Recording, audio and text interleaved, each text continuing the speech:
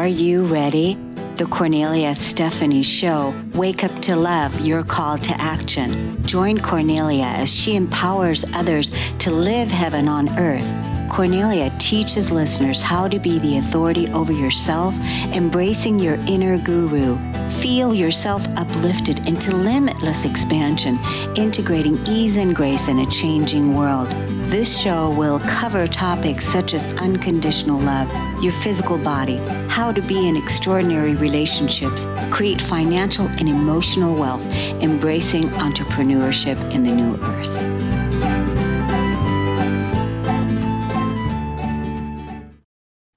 Hello, everyone. Welcome to the Cornelia Stephany Show. It's Friday, and I hope you're doing well. We have our stories of hope. Our first guest today is Stephany Essary. At 54, Stephany is fulfilling a lifelong dream of becoming an author with her debut novel, The Language of Dreams, a story of resilience, courage, and healing. As a wife, mother of 5, and grandmother of 3, Stephany spent decades putting her dreams on hold, quietly writing stories that she didn't have the confidence to share. Now she's reclaiming her voice and pursuing a goal of publishing 42 stories in 6 years.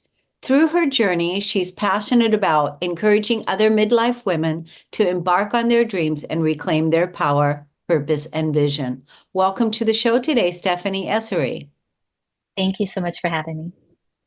So you've been quietly, it's amazing when we journal as a healing modality or write for our own healing. Is that what happened to you? It was. I started writing as a very young girl. I was in an abusive home. It started when I was 6 years old. And by the time that I was 12, I really started using writing as a way to kind of process what I was going through, being able to process my emotions, and also being able to create worlds and characters that I could live out a life much different than the one that I was living at the time. Wow, that's amazing. At that young age, you were already writing and healing, because you were already supporting your own growth, which set you up for what you're doing now. Right. And I don't think I recognized it as healing at the time. Now, looking back on it, I think it certainly saved me in a lot of ways. Instead of allowing myself to kind of be lost in the trauma, I was able to work through it, although I didn't know that that was what I was in fact doing. But it certainly was a way to process it. Yeah, it's amazing, how resilient, how amazing, smart children are. Yeah, it is. When you look at it that way, right? It's really amazing how smart children are, even at that age, even being in trauma, how smart they are. So I'm curious about the 6 years, 42 stories in 6 years. Yes, and I know a lot of people look at it and think that sounds crazy, especially since most authors, it'll take them 5 or 6 years to come up with one novel. And what I do have in my favor is that many of these works have been written over the 40 years. In fact, one of the first books I read, or story I created when I was 12 has made its way into my debut novel in a certain way. So I've taken all of the works that I have, and I probably have up to 100 between poetry and short stories, children's stories I wrote for my children and my grandchildren. And then I have 8 actually completed novels that are in various forms of completion, need to be edited and all of this. And the reason I came up with this is I had a health crisis. And I realized just how it puts a lot of things in perspective when you're facing just your own mortality, and you realize that time is not promised, and we don't know when we will be leaving this earth. And what I wanted to leave as a legacy for my children, I did not want them just rummaging through boxes and seeing all of these unfinished works that I have. They know they're there, but I didn't want my unfinished dreams then to become their burden. So I thought, how can I go about making a different legacy or creating a different legacy for them? And then the idea of 42 stories in 6 years came about, is because it's very symbolic. It's been 42 years since I wrote that first story. And also, I don't know if you ever heard of The Hitchhiker's Guide to the Galaxy. But there's a part in there where there's the number 42, and the number 42 is actually the answer to the ultimate question of life, the universe, and everything.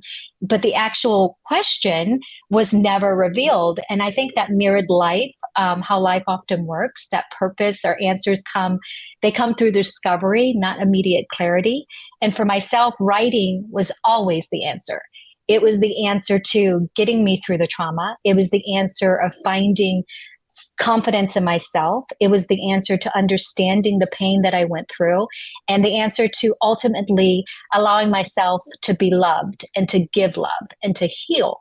So writing for me has always been the answer. And so I took that number 42, recognizing I have 42, more than 42 works to be able to pull from. And the number, and being able to finish that in 6 years, is by that time I'll be 60. And I want to give myself that space to be able to really enjoy my life, to be able to spend the time with my husband and my children and my beautiful grandchildren, and to not have to worry about unrealized dreams. So it may seem a bit daunting to a lot of people, but it can come about in a lot of different ways, even if it's articles I write for magazines or releasing a book of the poetry I've written since I was a little girl. So it's definitely a big thing, but one I'm ready to undertake. Wow, that's really incredible. It's so interesting. Just this week, and I have an article that I put on my to-do list to read, and it has to do with the number 42. Really? Yeah. Wow. and because I was like, wow, I want to look more into this. And then now, you're on the show talking about the number 42. So there's something here for me to look at, which is really, really interesting. I'm a big believer in signs. So yeah, that's beautiful. And I like how the legacy that you're leaving behind for your children, that, time is, we just never know how long we're going to be here. But also you as a being have recognized that you came to, you experienced what you experienced in your childhood, and you started using your gifts as a young person and started writing. And then now you are, all your accumulated wisdom and everything that your creative expression that you've, put together in stories and, poetry, like you said, and you're going to leave this behind, for your legacy, for your ancestral lineage, right? Yeah. And that's a beauty, because, your grandchildren now, your precious grandchildren, they're going to have grandchildren one day. And they're going to be able to read your works. Exactly. That's what I hope to do. Yeah. So that's brilliant. It's brilliant, because I do legacy work as well. And so it's really amazing that you're doing that. I love that you're doing that, and that you're thinking about your family lineage, and you're leaving behind your wisdom for your children and your children's children. How awesome is that? So, do you want to speak about any of the trauma that you've overcome? Is there anything? Yeah. Sure. I think the thing that I would like to share with people is that we're always being told to move past our trauma or to get over our trauma. And something that really led to me truly being able to heal is to recognize that trauma never leaves us. It lingers, right? Even when we put ourselves together, we're still going to have cracks, because originally we were broken. And when we heal, we have these cracks. And when things happen in our lives, there's pressure put on those cracks, and things can kind of seep through. And when I was able to allow myself to acknowledge that pain is always going to be a part of my story, the trauma is always going to be a part of who I am, acknowledging it, but not allowing myself to let it stick with me. I'll sit with it a while. I'll acknowledge that, yes, I didn't deserve to go through the things I went through. I certainly didn't. No child ever deserves to do that. I was sexually abused. I was emotionally and physically abused. I had an absent father, emotionally absent mother. It was very difficult. And it's something that I felt like, if the two people that were put on my earth to love me, to put on this earth to love me, didn't, how could anyone else? how could I love myself? And I allowed myself to carry that within me for far too long. And I was frustrated that at 54, I'm still crying over my mother. I'm still crying over my father, still crying over the abuse that my stepfather put me through. And when I was able to just say to myself, to allow myself grace and to say, this is part of my story. It is, how can I have this trauma work for me? How can I move beyond it in a certain way? It has to account for something, right? It has to matter. And the way that I can make it turn that ugly thing into something beautiful is to be able to realize this dream that I have. And in sharing these works of writing, so much of it reflects that pain, reflects the trauma, but there's also a lot of hope and resilience there. And that is that legacy I want to leave my children. My childhood left me with very deep wounds. And those deep wounds, as I was healing, left scratches on my children. Although I never wanted it to harm my children in any way, it did. And then, but how beautiful is that my children have now such a life that their children will not know that pain that I went through. And that's what this is all a part of. And I hope that people recognize that you're trying to eradicate all this trauma from your life, but you have to acknowledge it's always going to be a part of you. And how can I turn that ugliness into something incredibly beautiful? Yeah, that's beautiful. I want to let the audience know how they can look you up on your social media and also your podcast. Sure. So they can find me on my website is stephanyessary.com. It's going to be live again on Tuesday. We're working on revamping that. They'll be able to follow the podcast to find out about the books that are going to be coming out. There's a couple of children's books that will be coming out in this year, in addition to the first novel. And also my podcast, which is Unfinished Stories, Next Chapter, is all about following my journey, but also connecting with some incredible people who have gone through very similar things in their lives and being able to just reclaim their lives after going through trauma. And also on Instagram, you can find me, Stephany Essary. There's a couple of channels we're working on promoting, but the majority of the information they can find online on my website. So awesome. Thank you so much, Stephany, for coming on. I wish you much success with all of your creative projects, everything that you're putting out. And we're going to take a break on the Cornelia Stephany Show. We'll be right back.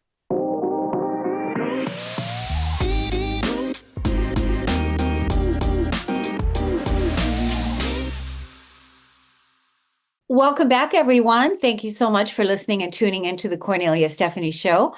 Our next guest is Tina Djuretic.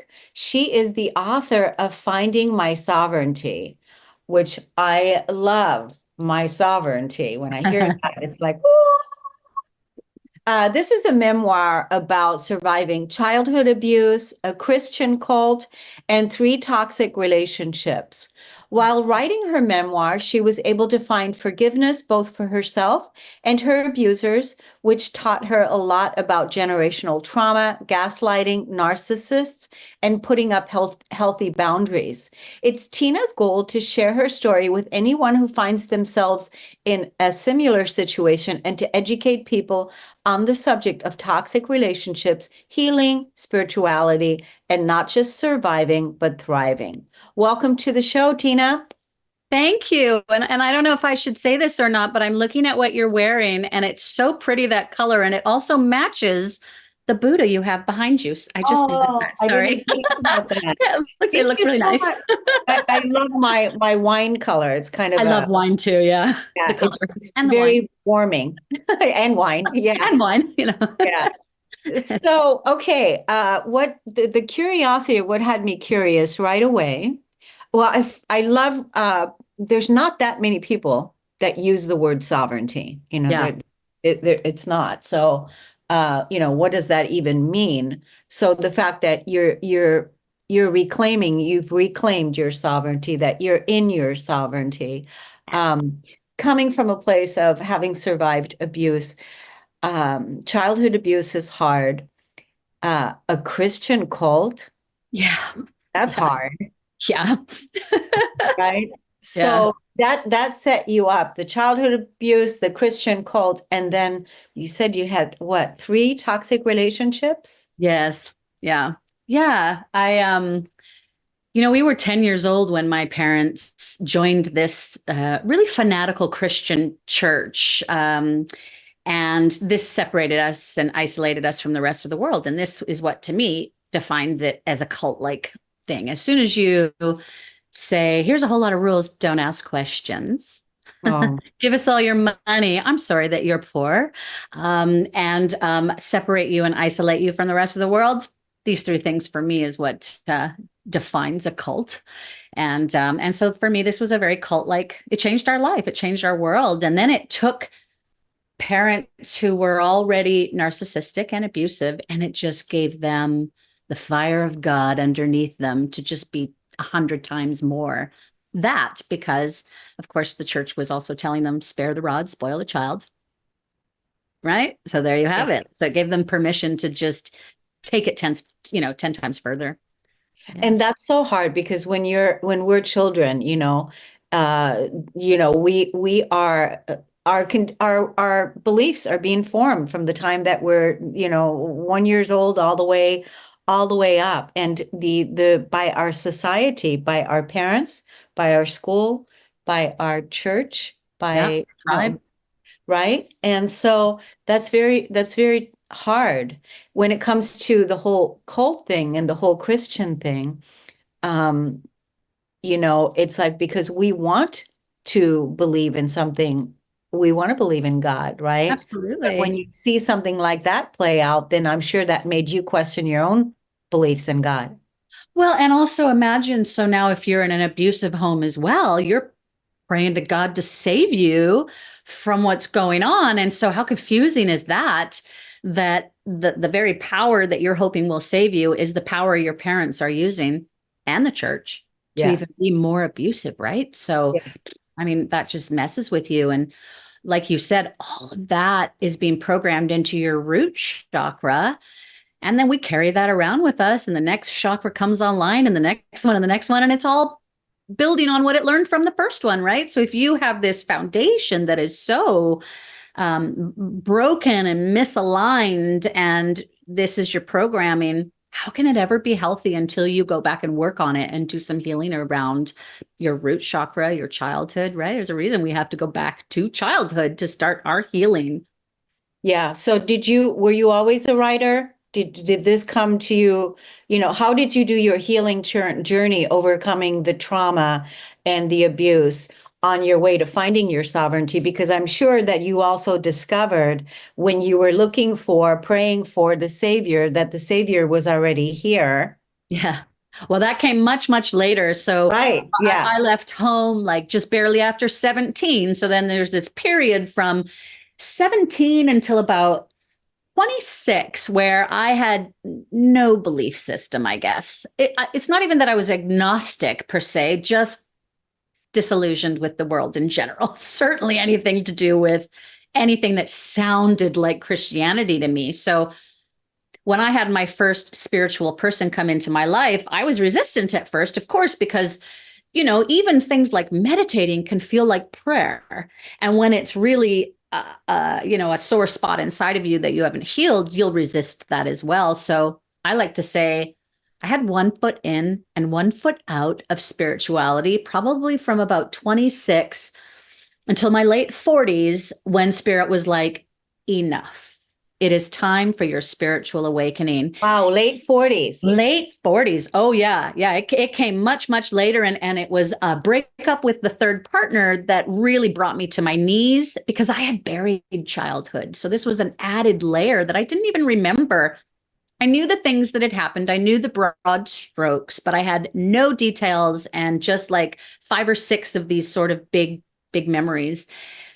And when I broke up with my last partner, he ended up being my mother, because that's what spirit does when it really wants your attention, because you're not listening, right?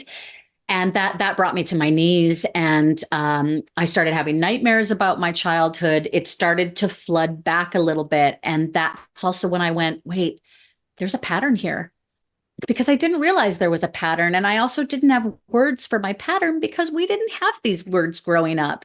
When I realized that I was dating narcissists, I stopped asking the question, what is wrong with all of the men out there? Because that's what we do, right? What is wrong with everybody out there? And I turned it inside and went, what is wrong with me that all I seem to attract is this kind of a partner?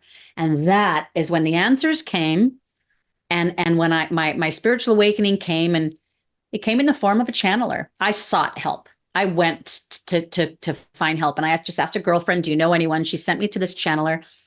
This channeler walked me through my childhood, walked me through my parents' childhood, which was vital when it came time to forgive them, because she really allowed me to see the generational trauma, which was really important, right? To be able to forgive, because it's hard to forgive sometimes. And she's the one who, at the end of my healing session, said, you are going to write a book about this. And I'm like, I've never written anything in my life. What are you talking about? Right? What are you talking about? And she's like, no, you're going to write this. And if you're going through it, other people are going through it. And your story will inspire people. It will help people. I don't know what it's about, but it's about your life. Like, she didn't give me a lot, right? It's about your life. Just start writing. It'll come. And you're going to heal as you write. And that is exactly what happened. Because how can you not, when you're journaling on speed, right? Because writing a memoir is journaling on speed. Your life is right there in front of you in black and white. You cannot hide from the decisions you've made, the trauma you've suffered, and then it needs to be healed. And that was the beauty that came out of it, was the healing. This is such a great conversation. I definitely would like you to come back for another show and to talk to you again, where we can just, because I really want to talk about, the betrayal piece of what you might have felt being betrayed by God, because I'm sure that betrayal wound was active. And there's a lot of things that stood out to me when you were talking that I wanted to touch on.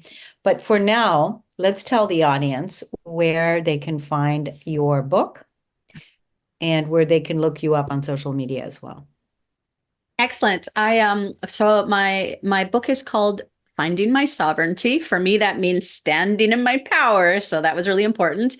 It's for sale on Amazon. So if you go on Amazon, you can just Google Finding My Sovereignty and you'll find it there. And I have an author's website. The link is also there. So this is www.sovereignandsage.com. Sovereignandsage.com. So curious, did you self-publish or did you use a publisher? I self-published. Okay. Yeah. Awesome. Yeah, it's not easy to write a book and publish a book and follow that path, because when, first you're in the book writing business and then you're in the book selling business, it's like all of a sudden you find yourself there. But congratulations to your healing and what you've done to really heal yourself and now be in your sovereignty and also help and support others just by you having done that, right? Thank you. Yeah. I'm at peace, and that is everything, right? That's everything. Yeah, everything. That's so wonderful. I just want to let you know that link that Ashley gave you is the same for the replay. So you'll be able to use that again. And audience, we're going to take a break right now, and we'll be right back on the Cornelia Stephany Show.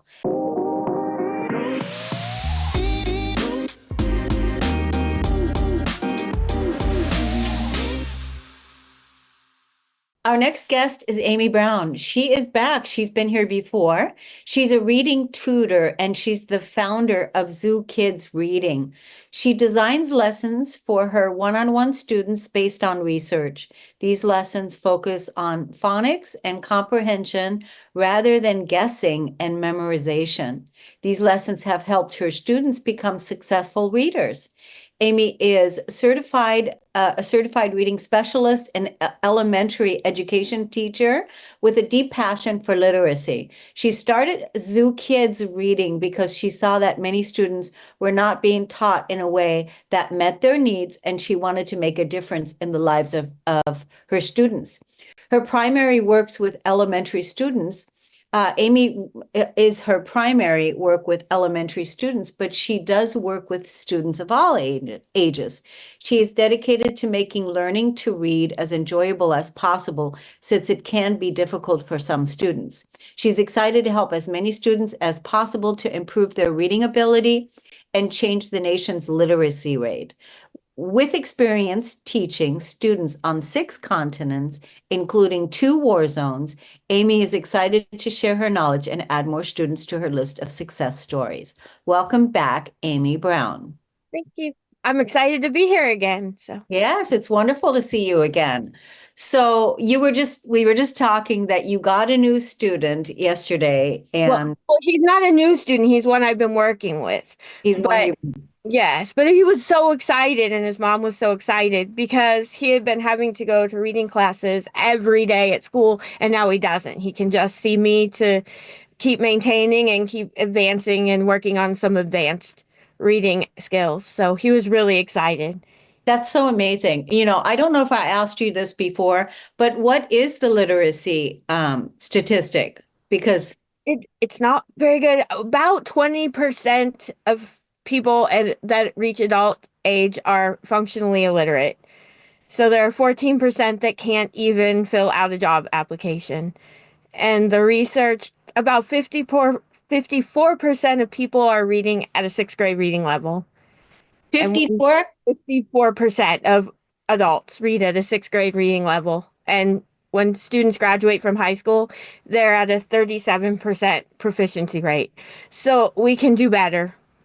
I'm just thinking, you know, you're teaching elementary school kids, but like you said, you can help any student. So even a high school student. I do have high school and middle schoolers. I do. Right. So how does it work? I mean, give us an example of, you know, how you teach someone to read. Well, if they're beginners and we start with the letter sounds, and as they get a few letter sounds, we start with simple words. So say I teach S, A, and T first, they can read sat. And then we add a C, they can read cat and sat, or cats. So it builds, and then we work on 4-letter words, and then you go to what they call vowel teams. Most people know as vowel teams, but they aren't necessarily vowel teams. So A, I, E, and then we build up. We get to the suffixes and the prefixes.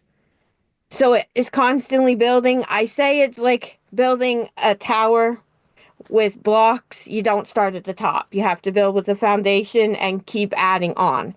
Some of them are able to go faster than others. Some of them don't. But the good thing about being able to make my own curriculum and teach them at wherever they are, we can go fast, or we can, if they reach a point where they need more review on a skill, we stay there for an extra lesson and then we keep going. So I don't have to follow a set curriculum like I did in school. I can do whatever they need and pick up wherever they need to be. And so it's really cool. I've been able to write my own stuff. I started a mystery series because my one student only wanted to read mysteries. She was not going to read anything else. So I have a decodable mystery series and stories and nonfiction. So yeah, that's so amazing. You know, the way that you just explained it with, you know, it depends on where a student is at, and that you might need to stay there for a while, which when you're in school, that doesn't happen. They keep moving on and the student feels left out and behind. And then, you know, all kinds of things start happening to that student, where low self-esteem and who knows whatever else. So yeah. And so how does one, how do you get paid? they pay me. They can fill out the information on the website for each class, and I get paid through that. Usually Okay. So So the parents pay me.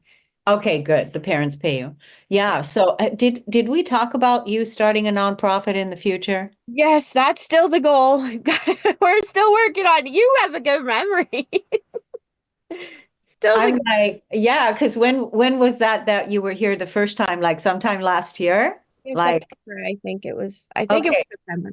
I think. Well, I still see it. I still see the nonprofit in you know, yeah.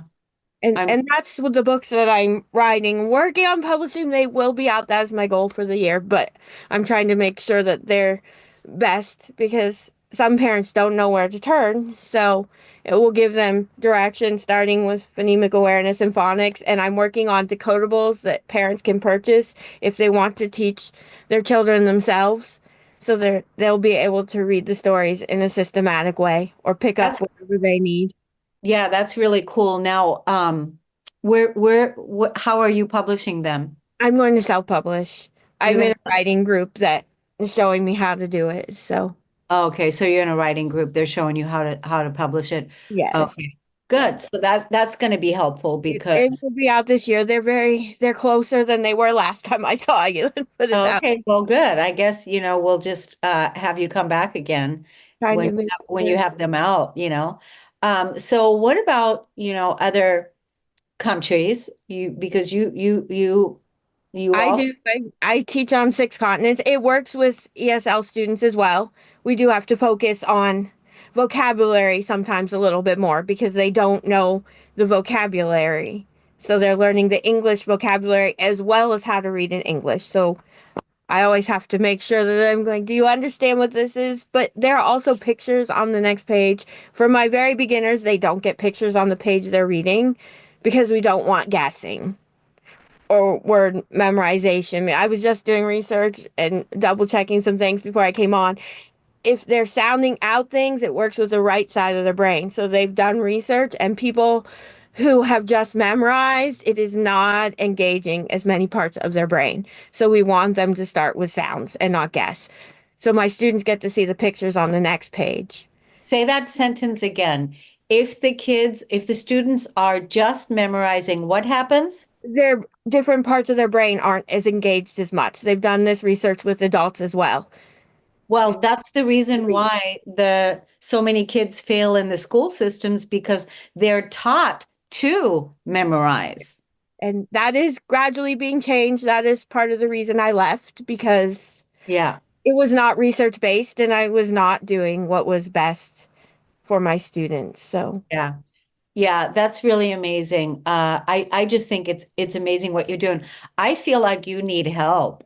I feel like you need a team. I feel like you need help, you need funding, you need to be, setting up the school. I feel like you need to have your own school and yeah, I feel like you need help. Wow. Yeah. What else would you like to tell the audience about your project? it's just something I'm passionate about. Stay tuned. There's more coming. We're not quite ready to announce everything, but I'm also turning for my older advanced students. I've written chapter books for them. So right now I'm in the editing process because they love them. So that helps work on their comprehension. I've Yeah. got another one I have to start. They're ready for a new one and they're like, "What's next? You have to keep going." And I'm like, Oh "Okay, my God. See, that's what I same mean. time It's like to write." yeah, you just need to be doing this part and you need a whole team over here that's going to be, singing your praises, marketing you, getting your information out there where you can just keep doing this piece. And but it's wonderful what you're doing. Let's tell the audience how they can find you on social media. ZooKidsReading.com. If you go there, it has links to Facebook and our YouTube channel and Instagram. So you can Yeah. see it. And we also do have some of my nonfiction decodables are on the website and more are being added every week. We're just Okay. formatting them. So Good. Well, Amy, I just think you're extraordinary what you're doing. You have a lot of work ahead of you. It's good that you are helping people to read. I mean, kids to read, helping them, with basic skills and that they're actually loving it. I mean, how do you hear that? You don't normally hear that. So, it's wonderful work that you're doing. yeah, I've been pretty lucky. I mean, some of my students, their parents have gone into the school and said, she's teaching like this, and the teachers have changed their entire curriculum to teach all of the other students in the class. So Wow. it's helping, and that's my goal. Everybody should be able to read. The research is suggesting if we follow this, 95% of the population will be able to read proficiently. Wow. Yeah, that's good.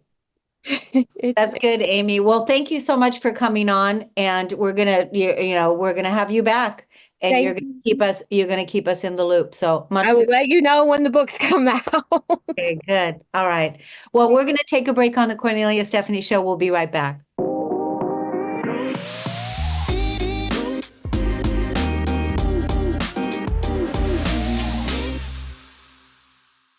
Our next guest is Lisa Sarotny. She's the founder of Positively Productive Systems and host of the Positively Living podcast. She's a productivity coach dedicated to helping you reduce overwhelm, manage stress, and design personalized systems. She encourages shame-free productivity, helping you live a more fulfilling life while working towards the goals that matter most to you. When Lisa's not coaching, she's hanging out with her husband and teens, taking road trips, watching movies, and acting like a rock star. I want to hear more about what does acting like a rock star mean. Her favorite way to recharge involves a cozy spot with a book, an iced coffee, and a cat on her lap. She has current certifications in time and stress management, life coaching, ADHD management, and positive psychology. She helps hundreds of clients do less, live more, and breathe easier. Welcome to the show, Lisa. Thank you so much, Cornelia. I'm so delighted to be here today. I want to start with what does it mean to act like a rock star? I put that phrasing in there because we literally have a family band or a variety. Our family is very musical. We are like a van shy of being the Partridge Family at this point. Oh my God, that's so fun. We all sing, we all play instruments, and currently my eldest son and my husband and I are in a cover band together. So we really do actually rock out, not just singing in the shower, but in the car, but also for, audiences. Yeah, I think that's a wonderful, fun way to design your life. Yeah. Right? To live your life, living life like a rock star. So that probably balances out also when you meet people in your coaching practice that are stressed out and overwhelmed. Oh, absolutely. And I mean, I am trying every day to walk my own talk, to find the joy and the wonder, and to, live in a way where I'm doing things that I love because it fosters my productivity. And that's really the magic of our conversation today is so often we feel like to be productive, we have to sacrifice. And what if doing what we love actually leads us into being more productive? Yeah, I love that. So doing what we love, leading us into being more productive, because when we're doing what we love, we're producing it, we're producing more, we're enjoying more. So that has a much more effortless momentum going and more gets done. Yeah, there's so much to it. I refer to it as energy management. We talk a lot about time management, and I use that term because that's what we know, that's what we talk about, that's what everyone wants.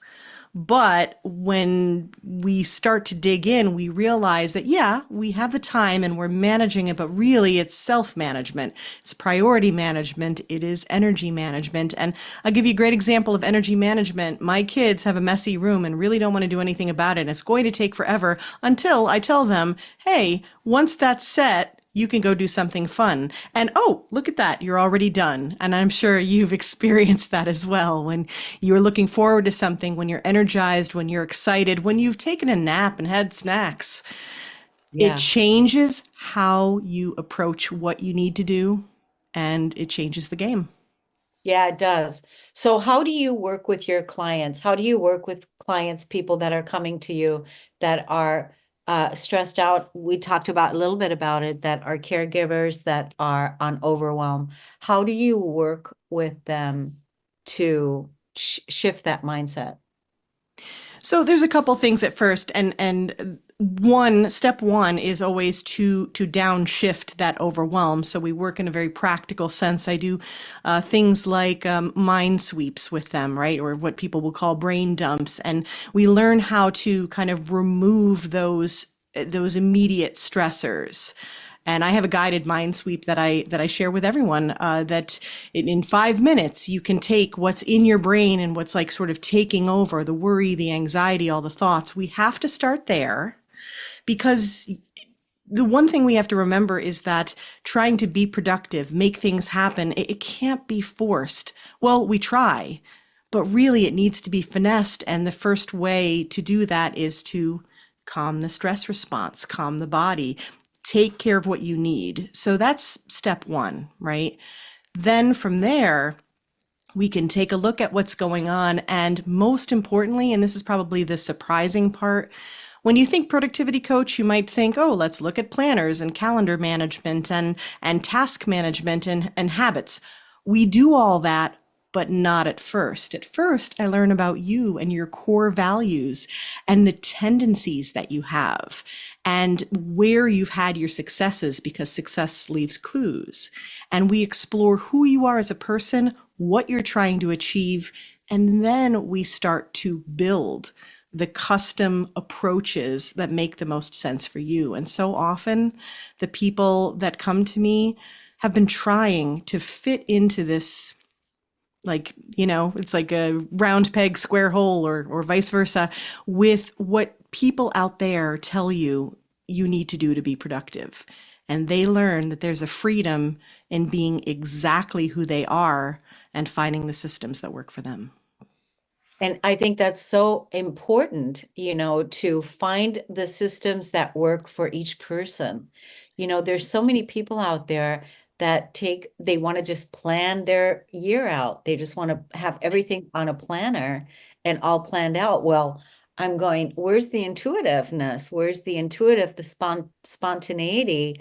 Right away you're setting yourself up to, be burned out simply because you're the one that's creating that plan.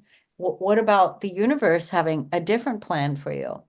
I Right? love the way you describe that, Cornelia. And I think this is why we struggle so much with the New Year's resolutions. And I'm actually anti-resolution. I am pro-intention, pro-word of the year, pro, who do you want to be?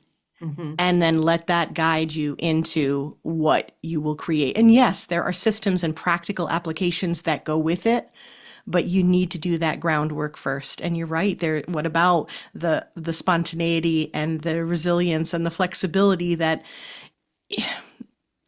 the world will ask of you whether or not you had that in mind? It's so interesting because my inner guidance, my inner teacher showed me a few years back that the way that we're living our year Mm-hmm. is not the same way that we used to. Like, we used to just be like, okay, what do you want to achieve for the year? What do you want to do? And my inner guidance was look at it in like a 3-year, like 23, 24, 25.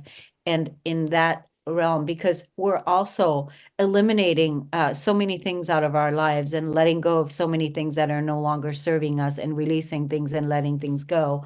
And, we're on a discovery, we're evolving. There's so many things that are happening that sometimes if we say, oh, I need to have this done by the end of this year, that right away creates stress and anxiety.